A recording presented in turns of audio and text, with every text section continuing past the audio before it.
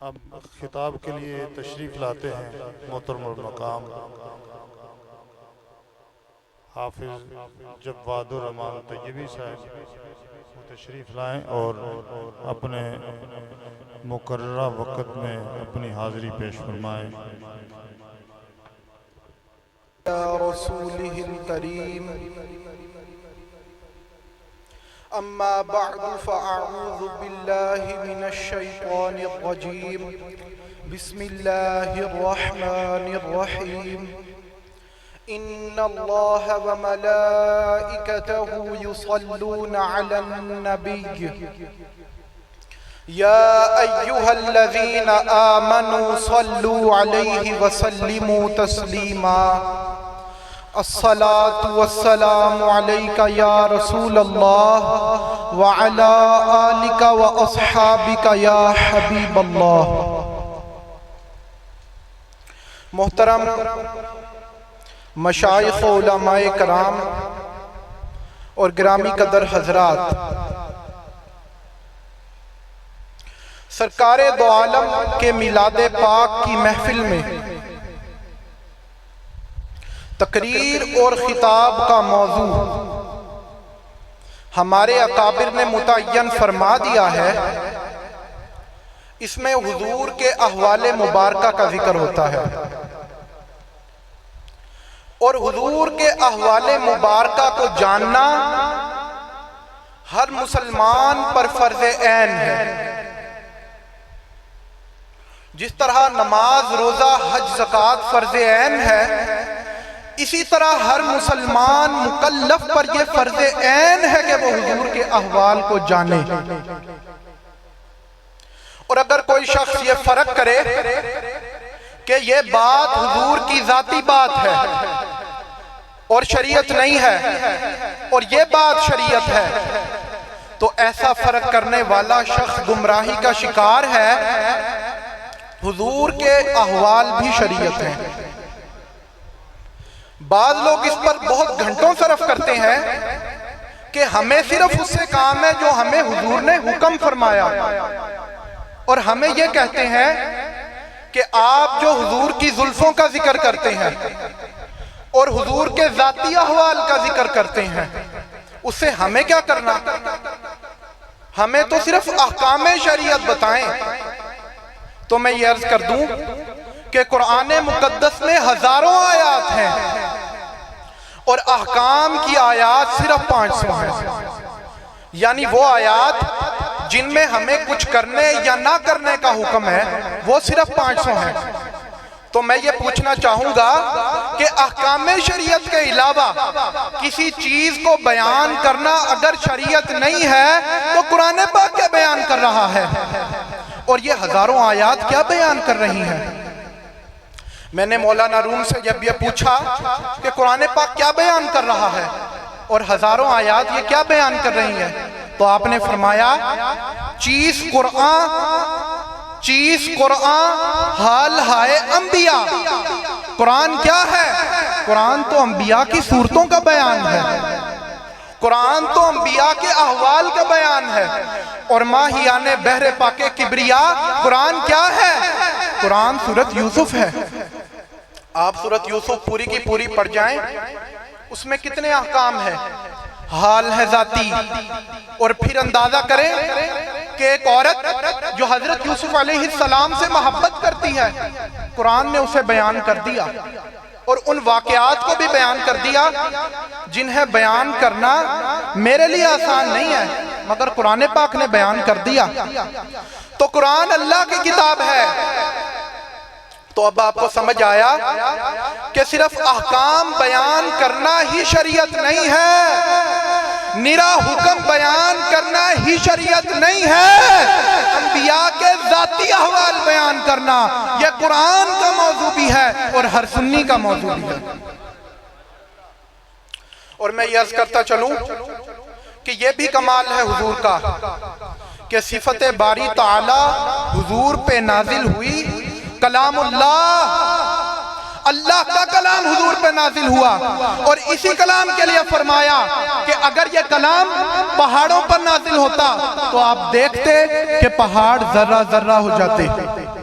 پہاڑ اس کا تحمل نہ کر سکتے، مگر اللہ کے حبیب نے کیا تحمل کیا کہ صورتوں کی صورتیں نازل ہوتی گئیں، مگر اللہ کے حبیب اپنی جگہ سے حرکت بھی نہیں فرماتے اور تبسم فرماتے ہیں۔ بعض لوگوں نے کہا کہ قرآن سارا اگر ایک ساتھ نازل ہوتا تو پھر پہاڑ ذرہ ذرہ ہو جاتے۔ میں نے کہا ایک ساتھ کی کیا بات کرتے ہیں؟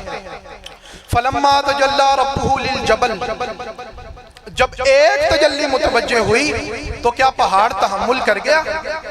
تو پہاڑ کو یہ طاقت نہیں کہ وہ ایک آیت کا تحمل بھی کر سکے۔ کلام الہی کا یہ سینہ ہے جناب محمد رسول اللہ کا کہ 30 پارے قرآن کا تحمل فرمایا اور تبسم کی کیفیت میں تحمل فرمایا۔ قرآن کا تحمل کرنا پہلی بات عرض کر دی، اب دوسری بات سن لیں کہ جب قرب خاص میں حضور اللہ تعالیٰ کا مشاہدہ فرما رہے ہیں، اور یہ اہل سنت کا عقیدہ ہے، آج ٹی وی پہ بیٹھے چند لوگ کہتے ہیں کہ ہمارا تو یہ عقیدہ ہے کہ کل قیامت کو بھی کوئی نہ دیکھ سکے گا، کہتے ہیں رؤیت باری تعالیٰ محال ہے۔ حالانکہ اہل سنت کا یہ عقیدہ ہے کہ رؤیت باری تعالیٰ محال نہیں، ہاں احاطہ ناممکن ہے، آج بھی اور قیامت کو بھی۔ محیط کوئی چیز نہیں ہو سکتی ذات باری تعالیٰ کو، مگر اس کی مرضی کے مطابق اس کی ذات کا مشاہدہ ہو سکتا ہے۔ اس پر مسلم شریف کی حدیث موجود ہے کہ جب حضرت ابو ذر غفاری نے پوچھا یا رسول اللہ آپ نے رب کو دیکھا تو حضور نے منع نہیں فرمایا، حضور نے فرمایا رأیت نورن، میں نے اپنے رب کو دیکھا، وہ میرا نور ہی نور ہے۔ اگر یہ بات محالات میں سے ہوتی تو حضور منع فرما دیتے، حضور نے منع نہیں فرمایا۔ اور ایک اور حدیث پاک میں ہے حضور نے فرمایا رأیت ربی فی احسن صورہ، میں نے اپنے رب کو دیکھا اور عام سا نہیں دیکھا بلکہ پوری طرح جم کے نے ذات باری تعالیٰ کا مشاہدہ کیا۔ اگر یہ بات محالات میں سے ہوتی تو حضور صاف منع فرما دیتے۔ اور اب آپ کے سامنے میں حضرت عبداللہ بن عباس رضی اللہ تعالی عنہ آپ کا مسلک بھی عرض کرتا چلوں۔ آپ کا مسلک بیان فرمایا حضرت امام احمد بن حنبل نے مسند امام احمد میں۔ آپ فرماتے ہیں کہ حضرت عبداللہ بن عباس رضی اللہ تعالی عنہ سے پوچھا گیا حضور کے بارے میں، حضور کی رؤیت کے بارے میں کہ کیا محمد صلی اللہ علیہ وآلہ وسلم نے اپنے رب کی عین ذات کا مشاہدہ فرمایا؟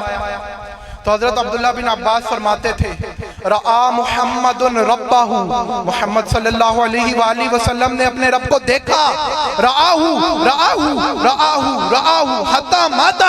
عبداللہ بن عباس کہتے رہے کہتے رہے کہتے رہے کہتے رہے، اس لیے اسی مسلک پر رہے حتیٰ کہ اسی قول پر آپ کی زندگی ختم ہو گئی۔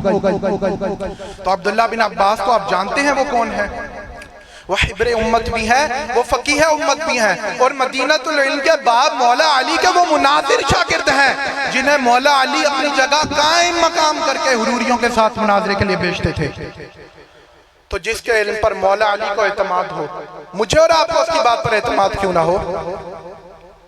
تو میں یہ عرض کر رہا تھا کہ قرب خاص میں جب حضور اللہ تعالیٰ کا مشاہدہ فرما رہے ہیں تو اللہ تعالیٰ نے اپنا دست مبارک حضور کی دونوں شانوں کے درمیان رکھا، اور اس کا اثر کیا ہوا؟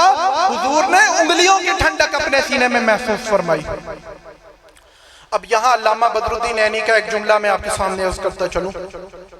آپ فرماتے ہیں جب ایک تجلی طور کو اڑا سکتی ہے تو ید قدرت حضور کی شانوں کے درمیان آیا، حضور کے دونوں کاندھوں کے درمیان آیا اور حضور ٹھنڈک محسوس فرما رہے ہیں۔ تجلی اگر اسی ذات کی ہے تو وہ ادھر ٹھنڈک حضور کیوں محسوس کر رہے ہیں؟ طور تو اس کی تجلی سے جل گیا تھا۔ تجلی ذات اگر آگ لگانے والی ہی ہے تو جو طور کو جلا سکتی ہے وہ جسم محمدی پر ٹھنڈک کیوں؟ اس پر علامہ بدر الدین عینی وہ جملہ لکھتے ہیں جو حاصل ہے ہمارے ایمان کا۔ آپ فرماتے ہیں طور خاک تھا، تحمل نہ کر سکا، جسم محمدی انوار ذات کا مصدر تھا، لہذا جو نور آیا وہ بھی خدا کا، جو نور اٹھا رہا ہے وہ بھی خدا کا۔ گرامی قدر حضرات، آپ کے سامنے میں نے مختصر وقت میں چند باتیں عرض کی، اور آپ کو بتایا کہ حضور کی شان کیسی ہے، حضور کی طاقت کیسی ہے۔ سرور کہوں کہ مالک و مولا کہوں تجھے، اور باغ خلیل کا گل زیبا کہوں تجھے، تیرے تو وصف عیب تناہی سے ہیں بری، حیران ہوں میرے شاہ کیا کیا کہوں تجھے۔ گرامی قدر حضرات، اللہ تعالیٰ سے دعا ہے اللہ تعالیٰ ہمیں عمل کی توفیق عطا فرمائے اور حضور کا سچا پیار عطا فرمائے۔ وآخر دعوانا ان الحمدللہ رب العالمین۔